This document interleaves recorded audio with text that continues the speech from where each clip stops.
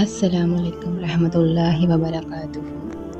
رب اشرح لی صدری ویسر لی امری واحلل عقدۃ من لسانی یفقہوا قولی۔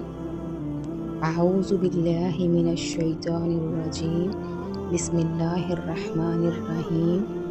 آج کی حدیث نمبر ہے ومن كان يؤمن بالله واليوم الآخر فليقل خيرا أو ليصمت۔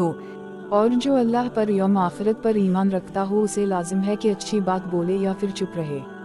یہ حدیث صحیح بخاری اور صحیح مسلم میں موجود ہے اور حضرت ابو ہریرہ رضی اللہ عنہ سے مروی ہے۔ اس حدیث کا مفہوم یہ ہے کہ جو شخص اللہ تعالیٰ اور یوم آخرت پر ایمان رکھتا ہو اسے چاہیے کہ وہ ہمیشہ اچھی بات کرے یا خاموش رہے۔ حدیث میں ایمان باللہ اور ایمان بالآخرت کا ذکر کیا گیا ہے، یعنی وہ شخص جو واقعی اللہ تعالیٰ اور قیامت کے دن پر ایمان رکھتا ہو وہ اپنے عمل میں اس ایمان کی جھلک دکھاتا ہے۔ یہ حدیث انسان کو اس بات کی ترغیب دیتی ہے کہ وہ ہمیشہ ایسی بات کہے جو فائدہ مند ہو، جس سے کسی کو خیر پہنچے یا کسی کو نقصان سے بچایا جائے۔ اگر وہ ایسا کرنے کے قابل نہیں ہے تو بہتر ہے کہ وہ خاموش رہے۔ خاموشی بعض اوقات بہت سی مشکلات اور فتنوں سے بچاتی ہے۔ اگر انسان کو یہ معلوم نہ ہو کہ کس بات سے خیر ہوگی یا اگر اس کا بولنا فتنے کا باعث بن سکتا ہے تو خاموش رہنا ہی بہتر ہے۔